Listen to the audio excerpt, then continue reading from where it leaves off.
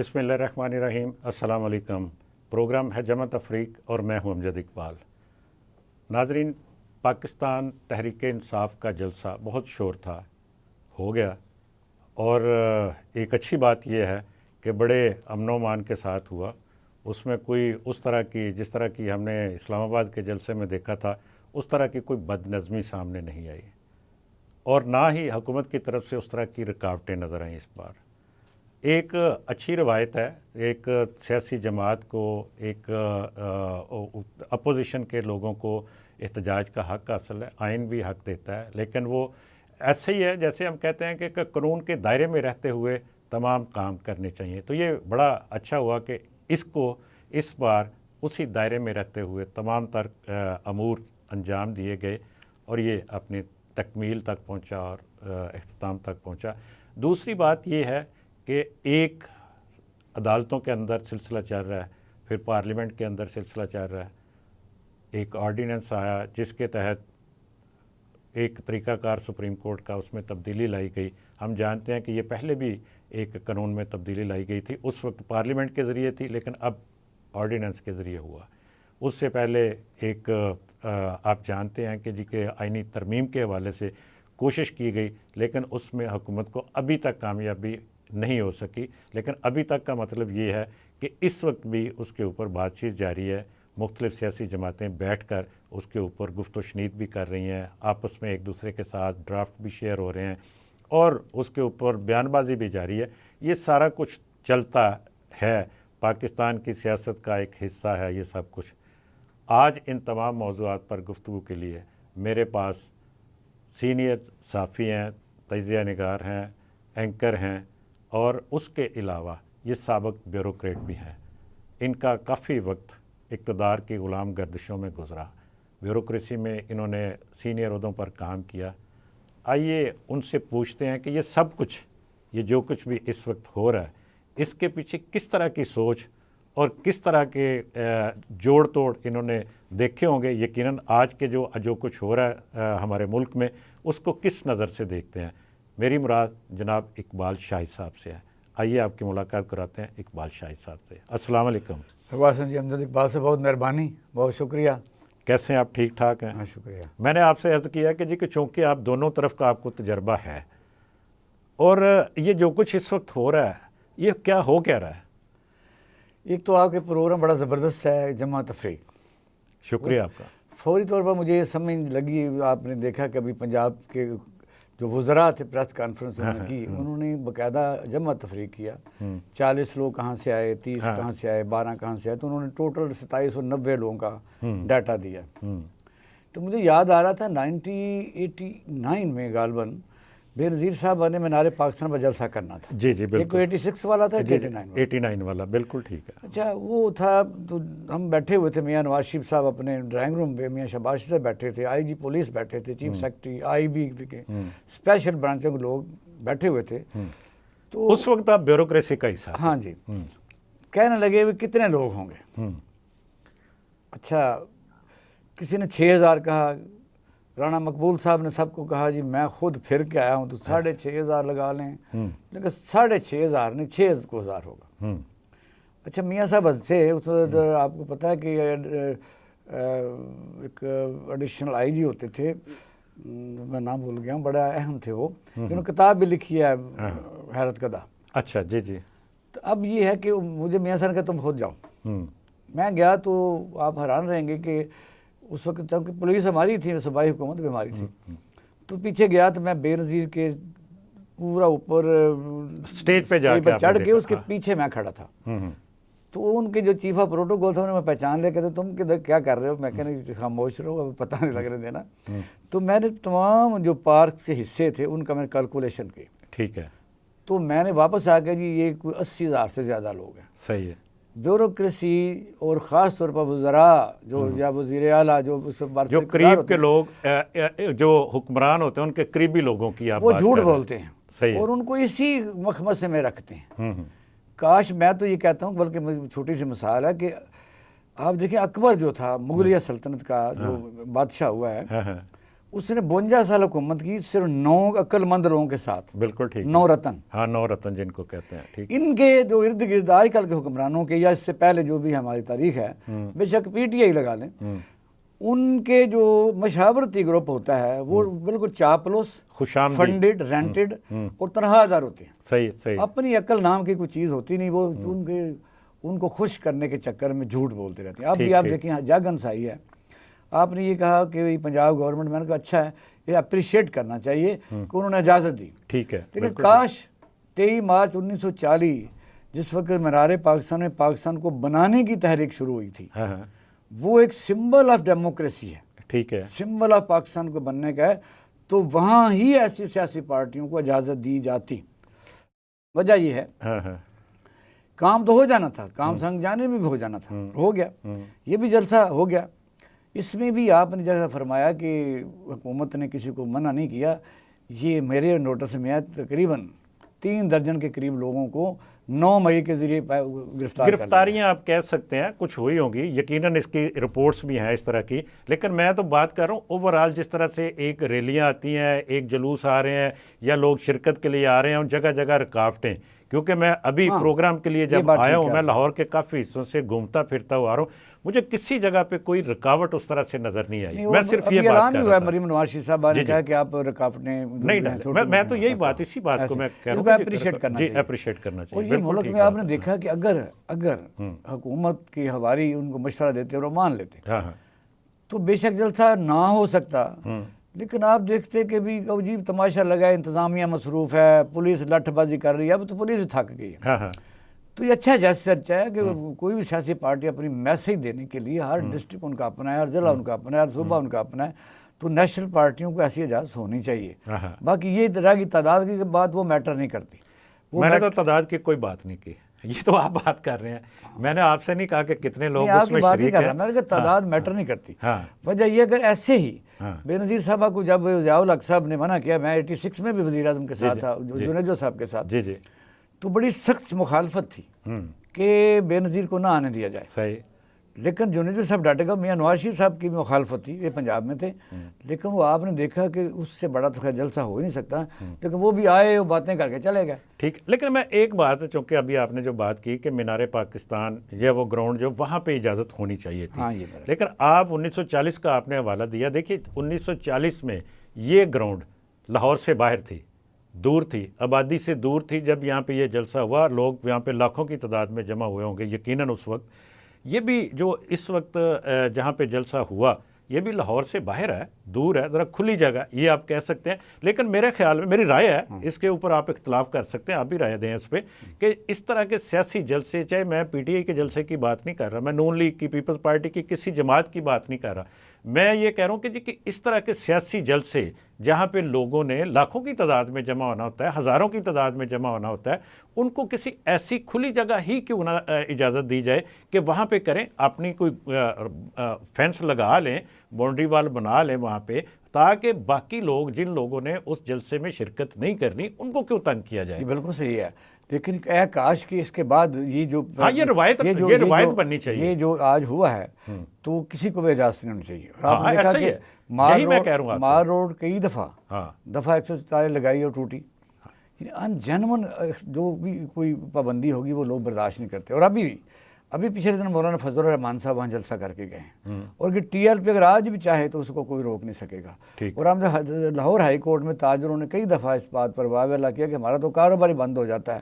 और इसका कानून बना था कि आप माल रोड के ऊपर ना रैली निकाल सकते हैं, ना जुलूस निकाल सकते हैं, ना जलसा कर सकते हैं, ये कानून है, स्टैंड करता है, वो स्टैंड करता है, लेकिन उसकी हमेशा खिलाफवर्जी की जाती है, लेकिन उसकी कार्रवाई होनी चाहिए उसकी। देखिए कार्रवाई ये है, पाकिस्तान में आप देखें कि अगर मौलाना फजल रहमान ने करना हो या जमात इस्लामी ने 14 दिन बैठना हो तो बैठ सकती है विदाउट परमिशन। टीएलपी वहाँ 3,000 बंदा लेके बैठे रहे विदाउट परमिशन। और डी चौक में जमात इस्लामी यानी गजा बचाओ बिल्कुल, और फिर उसमें जो वो तो खैर वो पिंडी में बैठे थे, मैं ये कहता नहीं, डी चौक में भी मुश्ताक बैठे थे, जो उनके वो तो अकेले बैठे ना वहाँ पे, अकेले नहीं, बाकी इनका धरना जो था वो पिंडी बाद में हुआ। मेरे कहने का मकसद है कि सबके लिए यकसा होना चाहिए।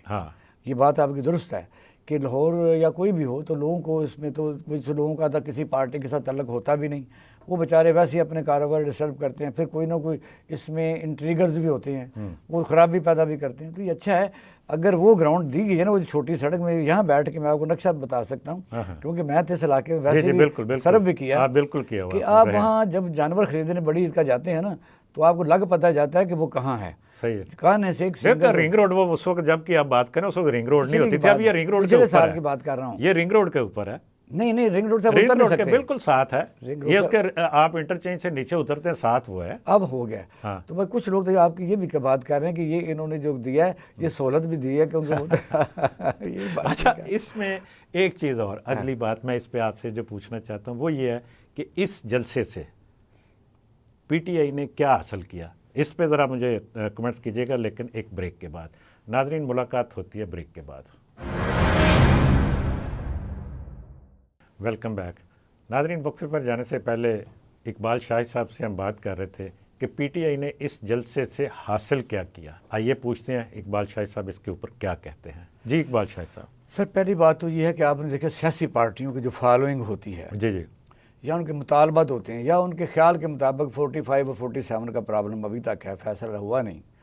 फिर उनको स्पेशल सीटें भी नहीं मिल रही हैं, और उनके जो लीडर हैं वो भी कैद में हैं। फिर उनका तकरीबन काफ़ी लोग 9 मई के भी सिलसिले में केसेस चल रहे हैं। जी बिल्कुल ठीक। तो वजह ये कि अपने वर्कर्स को वो इस चीज़ लीडर साबित ही नहीं कर सक रहे थे कि क्या हम इतने ही बेबस हैं। अगर इतनी बड़ी पार्टी है, इतनी बड़ी यानी इसको वोट मिले हैं, इतनी इसकी फॉलोइंग है जो कहते हैं कि 70% है, तो क्या अगर इनको इजाज़त हुकूमत कोई भी है वो नहीं देती, तो क्या इसी तरह फिर ये घरों में महसूर होकर बैठ जाएंगी। और दूसरा जो वर्कर होता है वो ऐसा उदास हो जाता है, सही है, वो कमज़ोर हो जाता है, वो मायूस हो जाता है। ठीक है। तो वजह यह है कि इसका बहुत ज़्यादा अच्छा असर है, और पार्टी के लिए भी और हुकूमत भी। मैं समझता हूँ कि ये जो एक चीज़ बंद की हुई थी उन्होंने कि पता नहीं क्या हो जाना है, उनके लिए भी अच्छा है। तो सियासी एक्टिविटीज़ होनी चाहिए। कोई जमहूरी पाकिस्तान में बेशक इनहेरिट ही है, लेकिन इसमें एक बात मैं ज़रूर करूँगा, बल्कि मैं घर से चला था तो मैं याद कर रहा था कि ये क्या बात हुई भी, जलसे की इजाज़त है, वज़ीर आला से मंसूब है। आप किसी सिविलाइज मुल्क में जाएं, किसी को ना वज़ीर आला का पता है ना। मैं अभी लंदन में इलेक्शन कवर करके आया हूँ, उनका जो सिटी डिस्ट्रिक्ट गवर्नमेंट जो होती है, सिटी डिस्ट्रिक्ट गवर्नमेंट हमारी है ही नहीं। मैं किसी कमिश्नर को नहीं मानता, ना डीसी को मानता, बिल्कुल बेकार। ये तो बिल्कुल उनके करंदे कह सकते हैं। इन्होंने एक CSS का या जो भी इम्तिहान पास किया है, और आईने पाकिस्तान के तहत ये स्टेट के मुलाजिम हैं। ठीक है। इन्होंने अकॉर्डिंग टू लॉ सबको मुनासिब, सबको यकसा सहूलत फराहम करनी है। बिल्कुल ठीक। ये इशारा ढूंढते रहते हैं। मैं समझता हूँ आपने इस्लामाबाद आप देखें, जो डिप्टी कमिश्नर साहब हैं वो 3 MPO लगाते थे, और बार बार जो बंदा गिरफ्तार हो गया जमानत कराता था, बाहर बंदा खड़ा होता था, 3 MPO नए सिरे से फिर गिरफ्तार कर लेते थे। फिर इस्लामाबाद हाई कोर्ट ने ऑर्डर किए, और उसमें इंटरवेंशन हुकूमत ने खुद की, उसे बचाया। यानी मतलब यह यहाँ पाकिस्तान की ब्यूरोक्रेसी मुख्तलिफ सियासी पार्टियों की दो मछल्ला है, ये बिल्कुल आइन के खिलाफ काम करते हैं। ठीक। यानी ये जो भी वज़ीर लाएगा, अगर ब्यूरोक्रेसी मुस्लिम नून की है, PTI की भी है, पीपल पार्टी की भी है, ये 3 तो आप पक्की लगा लें। और वजह यह है कि आपने देखा कि PTI दौर में भी जो लोग लगते थे उनका इंटरव्यू होता था। अब होते कौन है? एक कानून बना हुआ है 70 से पहले कि हर आदमी जिसकी पोस्टिंग है रोस्टर वाइज होगी, नंबर 1। दूसरा ये 3 साल से पहले आप ट्रांसफ़र नहीं कर सकते। वजह अगर बहुत ही कोई ख़ास वजह होगी, इंक्वायरी है, वो भी एक कमेटी बनती थी सेक्रेटेरिएट में, होम सेक्रेटरी होता था, चीफ सेक्रेटरी होता था, ट्रांसफ़र के लिए। अगर आदमी को पता हो protection of service, protection of यानी उसको सिक्योरिटी हो, बिल्कुल कि मैं जो आईने पाकिस्तान के तहत अगर वज़ीर आला के खिलाफ भी फैसला करूँगा तो मुझे तहफ़्फ़ुज़ होगा। तो फिर आप देखेंगे मुल्क का निज़ाम चल जाएगा। वज़ीर आला का काम क्या है? असम्बली का काम तो कानून साजी है, पॉलिसी बनाना है।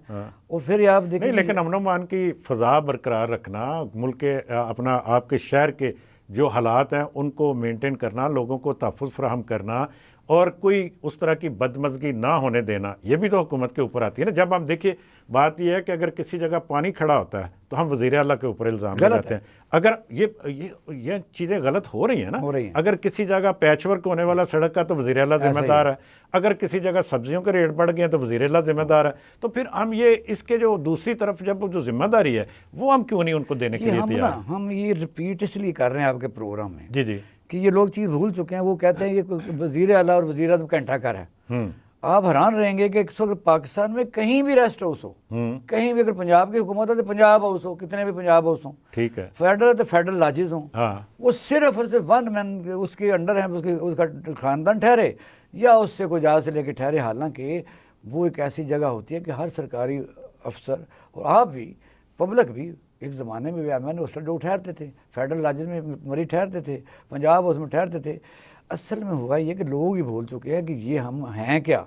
ये बात आपकी दुरुस्त है, पानी खड़ा है तो वासा वाला जो अफसर है ज़िम्मेदार है, और वो अगर मेरिट पर लगा हुआ है तो उसकी जवाब तलबी हो सकती है, लेकिन अगर आप उसे ट्रांसफ़र ही नहीं कर सकते जी, ठीक है, लेकिन अगर आप उसे ट्रांसफ़र ही नहीं कर सकते, डिप्टी कमिश्नर जो मर्जी करता रहे, उसको आप ट्रांसफ़र ही कोई दूसरा नहीं कर सकता, यानी उसका चीफ सेक्रेटरी नहीं कर सकता। इससे भी आगे आप देखें, इस वक्त तीसरा टेन्योर चल रहा है जिसको आप हंसी मजाक में PDM 3 कह सकते हैं। हाँ, ठीक है, तो आप देखें कि IG पंजाब इधर लगा हुआ है कि नहीं लगा हुआ? लगा हुआ है, बिल्कुल लगा तो हुआ क्या उसे किसी ने ट्रांसफ़र किया है? क्यों लगा हुआ है? मैं तो ये पिछले दिनों ये सोच रहा था कि अगर यही लगे रहने तो वज़ीर आला क्या कर रहा है? चीफ सेक्रेटरी भी वही लगा हुआ है, CCP भी वही लगा हुआ है, और मेन पोस्टों के ऊपर भी लोग उनको वो अच्छा परफॉर्म कर रहे हो और हुकूमत चाहे कि जी के ये करते रहे। वो ट्रांसफ़र करा के दिखाए मुझे, ऐसा है ही नहीं, ये किसी और ने लगाए हुए हैं। असल मसला ये है कि ये तो बेबस नहीं, देखे ना, आपके सामने एक चीज़, छोटी सी मिसाल मैं आपको देता हूँ।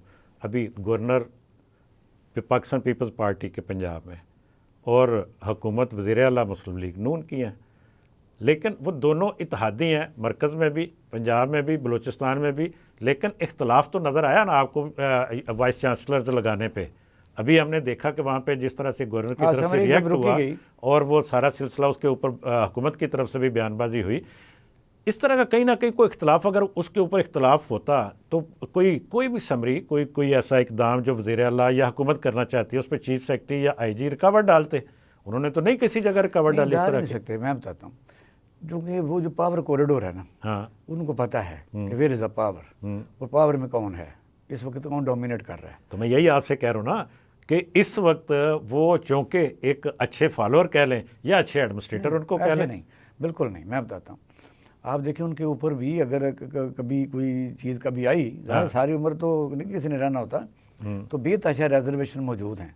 और दूसरे सूबों में जहाँ समझ लो KP में हुकूमत है, तो वहाँ तो वज़ीर आला के कहने के बावजूद भी ट्रांसफ़र नहीं होता IG और चीफ सेक्रेटरी।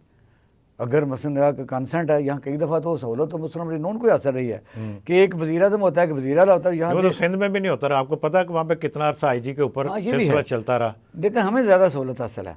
वजह यह है कि यहाँ से खुद ही, बल्कि एक दौर में तो ऐसा था कि यहाँ एडिशनल सेक्रेटरी एक दो थे जिनके जो आप शेर दिल के फैमिली थी, AZ के शेर दिल, हाँ, तो वो इतने पावरफुल थे, यानी वक्त आ रहा तो उनको मिले हुए थे कि वो किसी को भी मीटिंग में कहते थे कि आप रिपोर्ट करें लाहौर जाके। यानी बादशाह का ये हाल है। असल में तो पूरा हमारा जो निज़ाम इंतज़ामिया है वो गल सड़ चुका है, सही। इसके पल्ले कुछ नहीं रहा। अच्छा, एक चीज़ मुझे बताइएगा कि जो जलसा जो इसमें इस बार जो थोड़ा सा माहौल में फिर वही बात करता हूँ कि थोड़ा सा ठंडा, थोड़ा सा कूल, और हमें एक जैसे कि सुलह की तरफ जाता हुआ, जैसे आपने शुरू में भी बात की, नज़र आया सारा सिलसिला। इसके पीछे किसी का कोई कोशिश है या ख़ुद PTI की तरफ से कुछ थोड़ा सा एक कदम पीछे हटा गया है कि नहीं, हमें कुछ सियासी अंदाज में चलना चाहिए, जो कि पिंडी के जलसे में, इस्लामाबाद के जलसे में जो कुछ हमें नज़र आया था वो चीज़ तो यहाँ पे नज़र नहीं आई, और यहाँ पे चेंज नज़र आ रही है। सारा कुछ हुकूमत की तरफ से भी है, तो ये दोनों तरफ से। जब आपका प्रोग्राम ऑन एयर हो, जब चल रहा है, हाँ, तो फिर मैं बताऊंगा कि क्या हुआ है। यानी ये भी ट्रैपिंग सिस्टम है। किसकी तरफ से ट्रैपिंग सिस्टम है? जो सिटिंग गवर्नमेंट है। अच्छा, ये जो जलसा है इतना सादा ना समझे इनको। हाँ, एक तो ये है कि जो लोग इसमें आएंगे, और आप देखिए जब तकरीर कर रहे थे हमाद अजहर, तो आप देखें इसके बाद क्या होता है, और फिर और भी लोग जो है, वैसे उनको असूली तौर पर ये एक प्रोटोकॉल जिस तरह से आप कह सकते हैं, या एक जो SOP था उसमें था कि कोई मफरूर, कोई जिसके ऊपर मुकदमा सजा याफ्ता शख्स वहाँ पे तकरीर नहीं करेगा। आपको पता है कि वो मफरूर है एक मुकदमे में। मैं इस बात को इस तरह और हमने शुरू में ब्यूरोक्रेसी की बात की थी। मुझे बताइए कि क्या कोई डिप्टी कमिश्नर इस किस्म के डिप्टी कमिश्नर को किसने इख्तियार दिया कुछ 26 या 40 पॉइंट नोट करके दे, या वो कहे एक सूबे का वजीर है, उसके अंडर में कई डिप्टी कमिश्नर होंगे, वो कहे जी आप आके पहले माफ़ी मांगे, कभी सुना आपने? सही है। इसका मतलब डिप्टी कमिश्नर खुद तो नहीं बोल रहा, डिप्टी कमिश्नर क्या क्या वो कहा था एक डिप्टी चलो कमिश्नर? वो एक शिक उसकी आप कह लें क्यों कि जी कि करता है? उसमें नहीं डालनी चाहिए थी। मैं ज़ाती तौर पर मैं आपसे इत्तेफाक करता हूँ इस बात पे कि जी कि वज़ीर आला माफ़ी मांगे, वो उस जलसे की माफ़ी, ये मुझे लग रहा है कि ऐसे ही किसी ने शायद कोई उड़ाई है बात, ये कोई उस जो एग्रीमेंट लिखा है हुआ उसका है, हिस्सा शायद नहीं है इस लिखा तरह है। से। तो लेकिन मामला मैं बात ये कर रहा था कि ये फिर भी चले लिखा हुआ है, फिर भी हमें कुछ ये कुछ सुलह शुलह कोई नरम रवैया नज़र नहीं, आता मुझे है। नहीं लग रहा, हाँ, बिल्कुल नहीं मुझे लग रहा। बात ये है, या हुकूमत ने अपनी हिकमत अमली तब्दील की है। नहीं हुकूमत जो है ना, जाहिर है कुछ चीज़ें ऐसी होती हैं जो सारी, आपने मैंने पहले कहा कि जब यहाँ के आईजी आप नहीं बदल सकते, चीफ सेक्रेटरी नहीं बदल सकते, तो फिर हुकूमत के पास कई जगह अख्तियारत नहीं हैं। ये जलसे की इजाज़त जिसने दिलवाई है, जिसने दी है थोड़ा सा टेम्परेचर लो करने के लिए, कहीं और हैं लोग, यहाँ से नहीं है वो। तो बाकी अगर ऐसा ही होता तो आपने देखा कि कौमी असम्बली में नहीं, बकायदा इसका लिस्ट, मतलब तो फिर ये देखना बात ये है, मैं फिर चूंकि एक नहीं मुझे करें ब्रेक बात के आप। लिए कहा जा रहा है कि जब जलसे की इजाज़त नहीं दी जाती तो उस वक्त हम इल्ज़ाम लगाते हैं हुकूमत के ऊपर, जब जलसे की इजाज़त दे दी जाती है तो फिर हम ये कहते हैं ये किसी और तरफ से दी गई है। मतलब ये फिर एक ही बात रखनी चाहिए एक ना। नहीं, हाँ, हुकूमत अपनी हुकूमत को बचाने के लिए टूल के तौर पर इस्तेमाल होती है। सियासी कुव्वतों को ऐसे फैसले नहीं मानने चाहिए। कैसे? सियासी कुव्वतों को मतलब जो, वो जलसा रोका तो फिर इसका मतलब हुकूमत तो नहीं रोक रही थी ना। नहीं हुकूमत नहीं, हुकूमत तो को फैसला कर सकती थी, वो कर सकती थी। तो कर दिया फैसला ना, हम ये क्यों ना उसी को नहीं बात, अब रखें। मैं थोड़ी सी इसको और थोड़ा एक्सप्लेन करूं। हुकूमत जब जलसा करने की इजाज़त नहीं देती तो हुकूमत पर इल्ज़ाम ही आता है।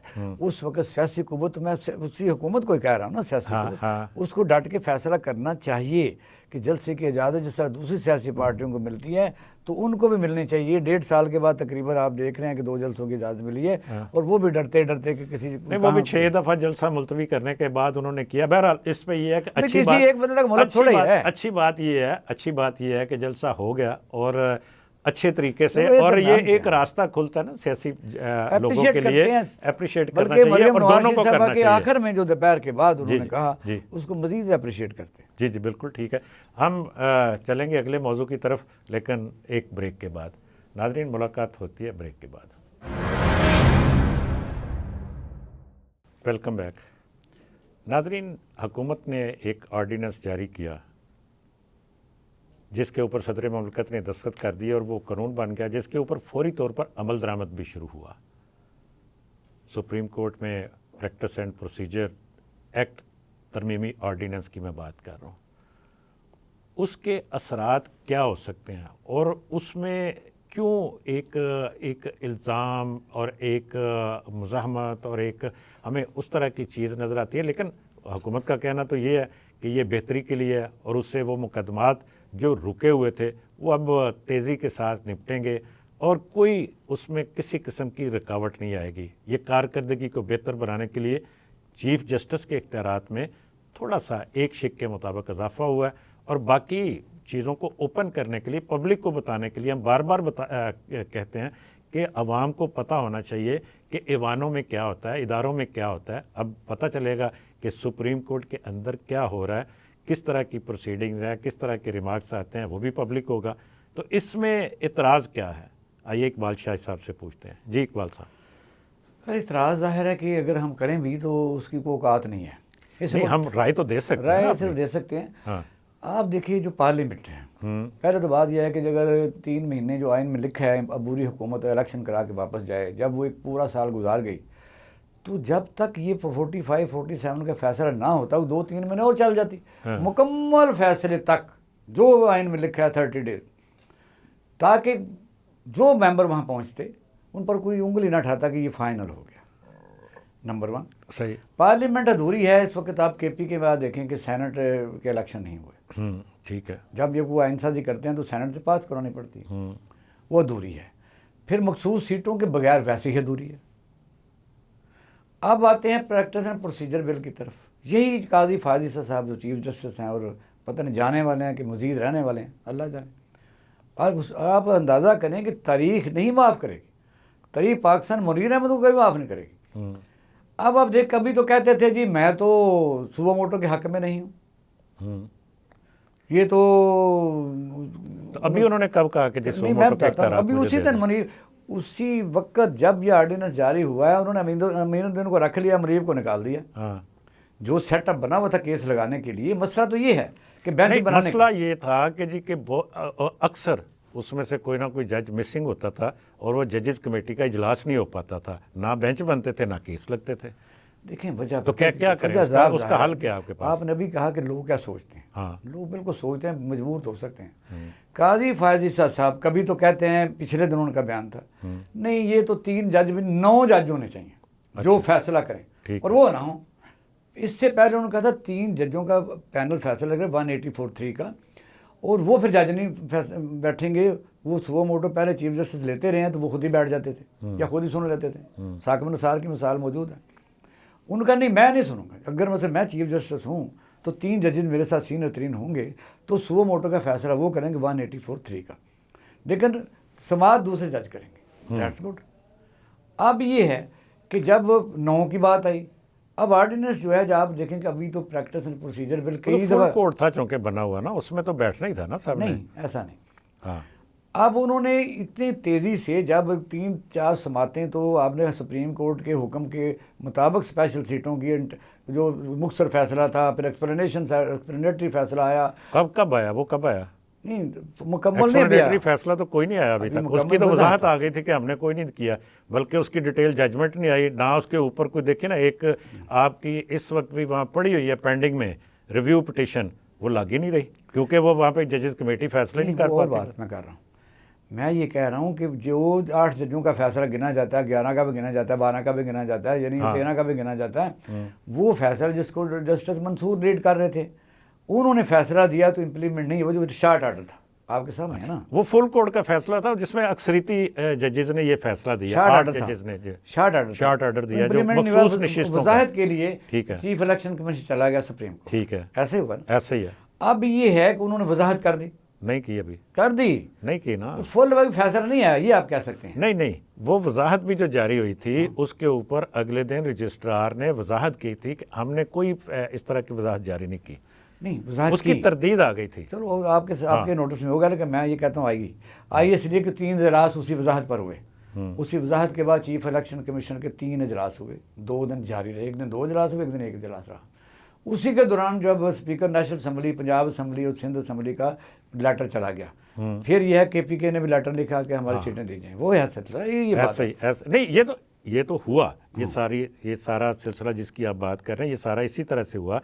कौमी असम्बली के स्पीकर ने, बल्कि चारों सूबाई असम्बलियों के स्पीकर ने अपने पॉइंट ऑफ व्यू के लिखे लेटर लिखे। हाँ, अच्छा, अब ये है कि वो तो नहीं, इनको अभी तक चीफ इलेक्शन कमिश्नर मखमसे में है, वो बकायदा दीवार बन के बैठा हुआ है कि ये मैं तो होने नहीं दूंगा। अच्छा, वैसे एक मिनट में, सॉरी, मैं अपनी वजाहत के लिए, अपने माइंड को क्लियर करने के लिए मुझे ये बताइए कि ये जब से शॉर्ट ऑर्डर किया उसके बाद उसका डिटेल जजमेंट क्यों नहीं दी सुप्रीम कोर्ट ने? नंबर 1, ये ठीक है, ये जितने 8 या 9 जजेज हैं उसके ऊपर रिव्यू पिटिशन आनी है ना, तभी आ सकती है ना उसकी, जब तक आप डिटेल जजमेंट, आप कहते हैं कि जी कि जो शॉर्ट ऑर्डर है इसके ऊपर अमल दरामद कर दें, डिटेल जजमेंट हम साल बाद देंगे। मतलब ये तो कोई मुनासिब नहीं है सिलसिला। जो आपकी राय है, पाकिस्तान में इससे पहले शॉर्ट ऑर्डर पर तमाम इम्प्लीमेंटेशन होती रही है। अच्छा, लेकिन ये वहाँ पे हुई है, ये ज़हन में रखिएगा कि जहाँ पे आपने अबहाम पैदा करना है वहाँ पे अबहाम पैदा हुआ, शॉर्ट ऑर्डर का जारी कर दी कि इसको इम्प्लीमेंट कर दें। डिटेल जजमेंट बड़ी देर बाद जाके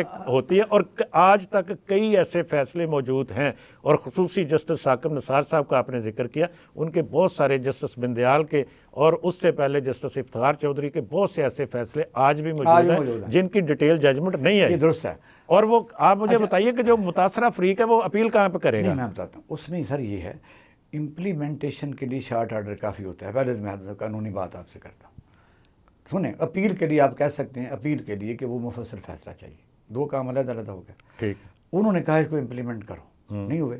अच्छा, उसी दौरान पता था, जस्टिस मंसूर को पता था, उससे पहले तो पता था शायद ये, वो भी आपको पता है, जस्टिस काजी फायज साहब के हम नवाए गिने जाते थे। हाँ जी, बिल्कुल ऐसा ही है, ऐसे हो सकता है अभी भी ऐसा ही हो सकता है ऐसा। लेकिन उस वक्त हुआ जब एज एन टाइम पता चला कि मैं तो नहीं बन सकूंगा, यानी कि तो कहीं और सौदाबाजी हो गई है। अब आप देखें कि दोनों पार्लियामेंट, सुप्रीम, किसको पता चला आप कह रहे हैं? जस्टिस मंसूर को, कि मैं नहीं बन रहा 100%। अच्छा, ठीक है, तो उसके बाद उन्होंने ये सारा सिलसिला किया। ऐसा हो सकता है ना? हाँ। ऐसा क्यों नहीं हो सकता? जब पता है देखिए ना, कि ये फिर इसका मतलब मैं जो समझ रहा हूँ वेस्ट आपकी इंटरेस्ट कह बात सकते से, हैं, हैं आप वेस्ट इंटरेस्ट कह सकते हैं। नहीं, मैं तो नहीं लफ्ज़ इस्तेमाल करता, मैं कह रहा हूँ कि जो उनको जब ये पता चला कि मैं शायद नहीं, तो ये सारा काम उन्होंने इस वजह से किया। नहीं, वेस्ट इंटरेस्ट कह सकते हैं, वेस्ट यही हाँ, कहते हैं, चलें, जाती कह लें, जाती कह लें, इंटरेस्ट, हाँ। उसे जाती इंटरेस्ट ही कहते हैं। हाँ। लेकिन क्या उनको ये सोचने का हक हासिल नहीं था, क्योंकि आज तक की सुप्रीम कोर्ट जब से बनी है तो प्रैक्टिस यही है, हाँ। इसका मतलब ये अनहोनी होने जा रही थी, तो फिर तो जाहिर बंदा सोचता है ना। अच्छा, ठीक ठीक, आज तक ऐसे ही था, जो सीनियर 3 जज बेशक 2 दिन रहे, ऐसे भी जज 2 दिन भी रहे हैं, ऐसा ही था, ऐसे ये नहीं। ऐसा ही था। अब ऐसे ही ये है था, कि ऐसे ही। पार्लियामेंट में जो कानून साजी हो रही है, वो पता है कि जो भी सुप्रीम कोर्ट फैसला करती थी, जो इनको कबूल नहीं, फ़ौरन इजलास बुला के उसको उसके बारक कानून साजी कर लेते थे। और ऐसी कानून साजी भी जो 13 मेंबरों से हुई, ये दुरुस्त बात है। अब ऑर्डिनेंस की बात कर रहे हैं, असल में उस बात शुरू हुई थी, पार्लियामेंट मौजूद है, कैदी रिहा हो चुके हैं, उनमें कैदी कहता हूँ, कल 1-2 मैंने कहा मैंने तो एक मुर्गा लिया हुआ है 1.25 किलो का, आप पर वो वार के मैंने हलाल करना है, क्यों? मैंने कहा यार कुछ खुदा का खौफ करो, तुम पब्लिक रिप्रेजेंटेटिव हो, तो पेशाब नहीं करने जा सकते थे अपने बाथरूम में, बाहर बंदा खड़ा है, या तुम अवामी राय हो, तुम क्या, तुम्हारी औकात ये है कि क्या आप अपनी राय क्यों नहीं देते? जब हम कहते हैं कि मेंबर ये अवामी नुमाइंदगी कर रहे हैं, तो एजेंडा तो आपको तो हर नज़दीक ही नहीं किसी ने आने दिया, अच्छे अच्छे लोगों के पास भी नहीं था, अच्छे अच्छे लोगों के पास भी एजेंडा मौलाना फजल रहमान के पास भी नहीं था। और जब बलाल भुट्टो जरदारी साहब गए हैं, आजकल वो बड़ा तेज़ हो गए हैं, वो जब गए हैं मौलाना फजल रहमान, तो उसने कहा मेरी बात सुनो, असल में मुसव्वदा कहाँ है? तो उसने कहा मैंने देखा है, वो तीन किस्म के मुसव्वदे थे। नहीं, देखिए, एक चीज़ तो इसमें ये है कि उस मसवदे के वो दोनों बना रहे हैं ना अपना अपना मसवदा, चलें वो एक्सचेंज करेंगे एक दूसरे के साथ करेंगे। लेकिन इसमें आप ये कह सकते हैं कि जी कि ये था कि जब तक कबीना अप्रूवल ना दे, कोई मसवदा जो भी आता मार्केट में वो फाइनल तो नहीं था, या लोगों के साथ शेयर किया जाता, एक तजवीज़ के तौर पे आप कह सकते हैं कि शेयर करना चाहिए था। अच्छा, इसके अलावा चूँकि ये सारा सिलसिला जो कुछ भी हुआ, उसके बाद हमने देखा कि आज भी उसके ऊपर कंसल्टेशन तो जारी है।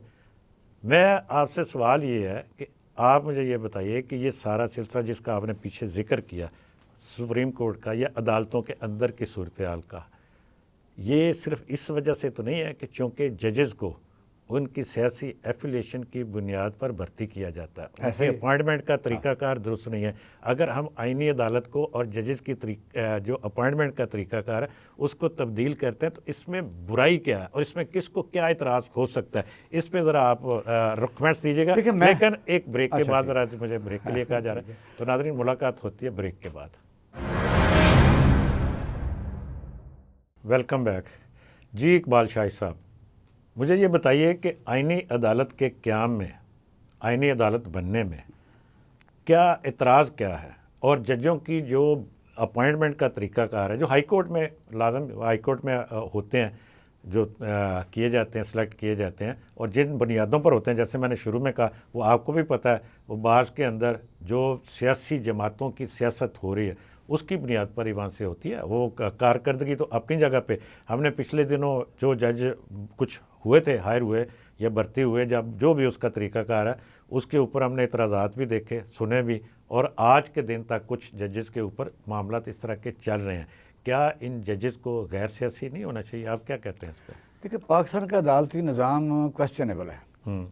पूरी दुनिया में आपकी रेटिंग कहाँ है ये आपको समझ? जी बिल्कुल बिल्कुल ऐसे ही है। ये हमने इल्ज़ाम लगा रहे तो बस 100 से भी बल्कि 120 के करीब है गालबन। नहीं, खुद कहा है चीफ जस्टिस साहब ने 137 है, हम मैं और आप नहीं कह रहे। 120 थी, चलो 137 हो गया, मुँह से कह दे, हम क्या करें? ठीक है।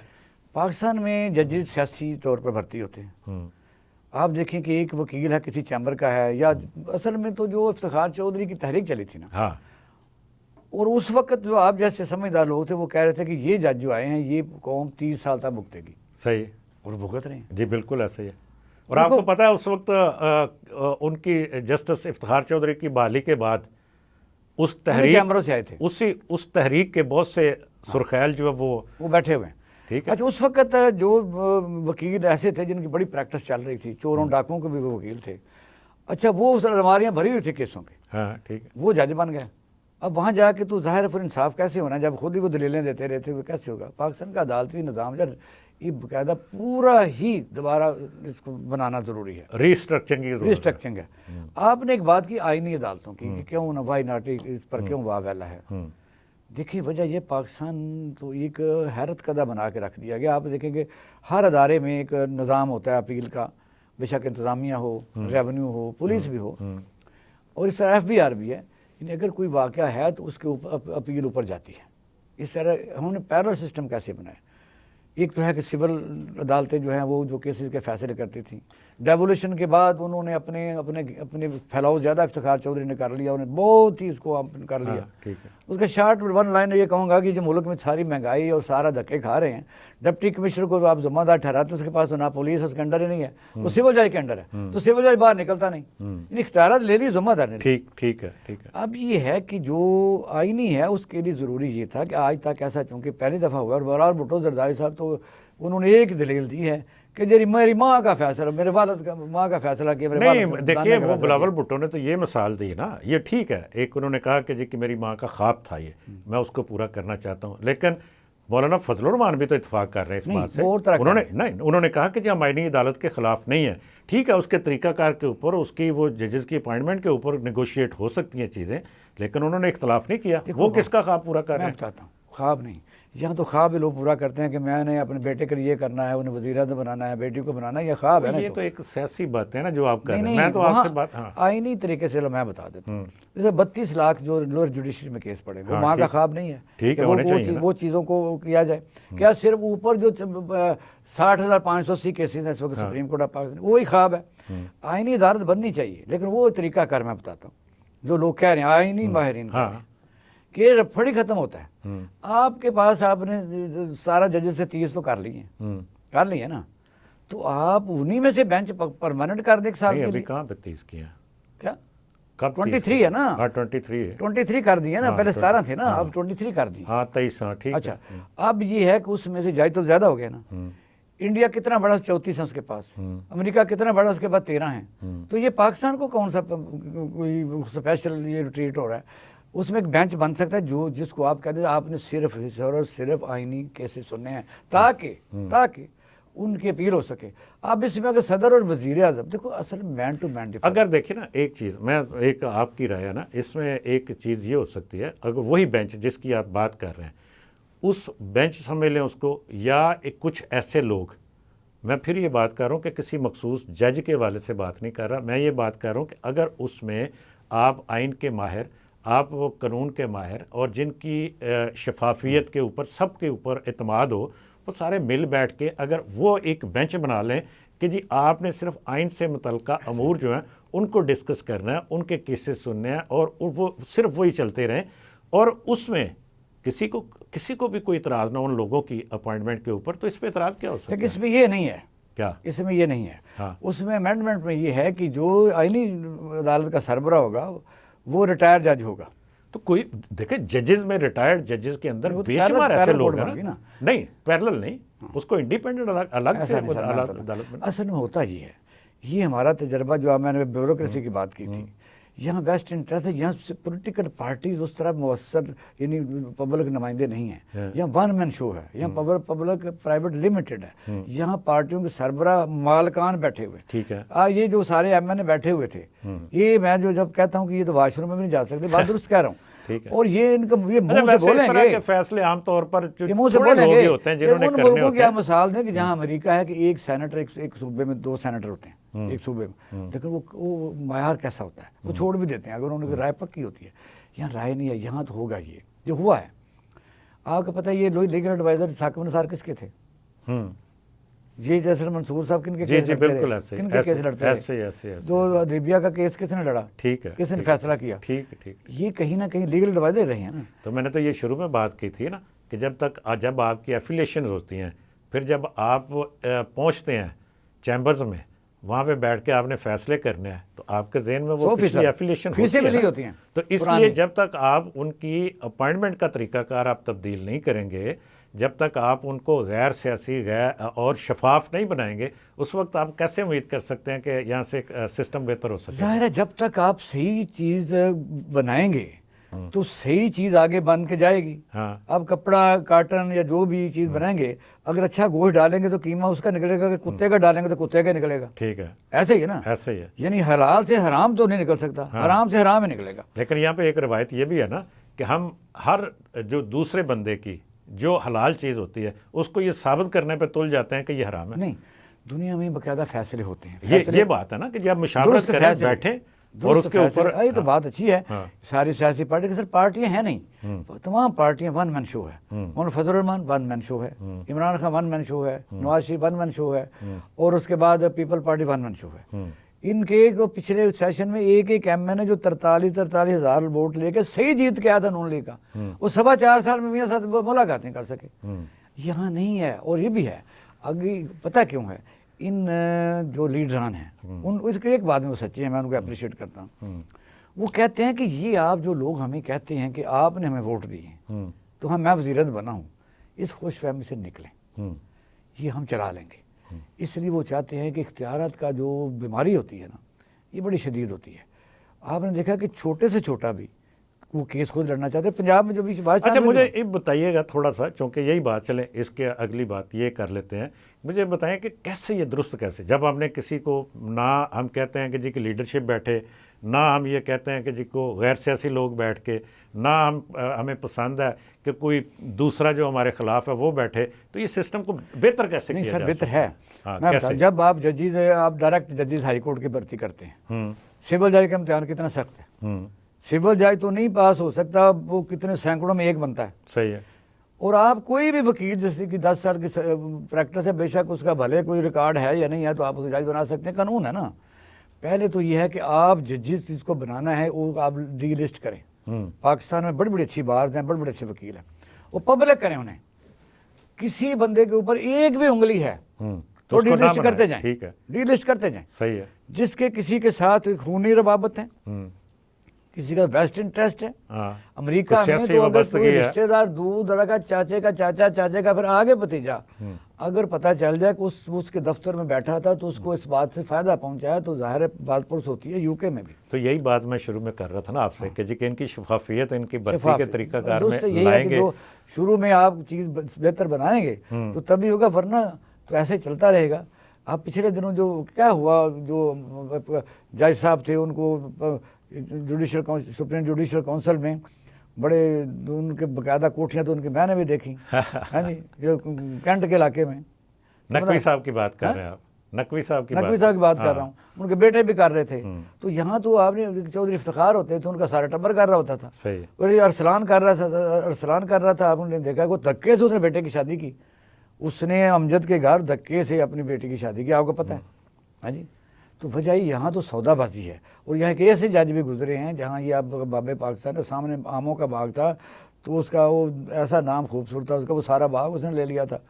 वजह पाकिस्तान में जुडिशरी का बड़ा बुरा हाल है। उसको संवारने के लिए आपकी तजवीज़ ठीक है, इसको बेहतर से सिलेक्शन ठीक करें। बहुत शुक्रिया आपका इकबाल शाही साहब, आपने बड़ी मतलब तफसील के साथ हर पॉइंट के ऊपर रोशनी डाली। यकीनन हमारे नाजरीन को इससे बहुत कुछ मिला होगा आपकी गुफ्तगू से। नाजरीन, आपने इकबाल शाही साहब की बातें सुनी। मैंने शुरू में इनका तारफ़ कराते हुए कहा था कि चूँकि इन्होंने एक इक़्तिदार की जो ग़ुलाम गर्दिशें हैं वहाँ भी वक्त गुजारा है, इन्होंने सहाफ़त भी देखी है, इन्होंने ब्यूरोक्रेसी भी देखी है, तो ये मुख्तलिफ़ जगह का जो तजर्बा होता है उसके रोशनी में ये सारी गुफ्तगू कर रहे थे। और जिस तरह से हम अक्सर बात करते हैं, ये भी बाकी पाकिस्तानियों की तरह पाकिस्तान का ही सोच रहे हैं। उसमें तरीक़ाकार के ऊपर इख्तलाफ हो सकता है, उसमें नुक्ता नज़र का इख्तलाफ हो सकता है, लेकिन हम सब सिर्फ पाकिस्तान की बेहतरी चाहते हैं। आज के प्रोग्राम से इतना ही, इजाज़त दीजिए। अल्लाह हाफ़िज़।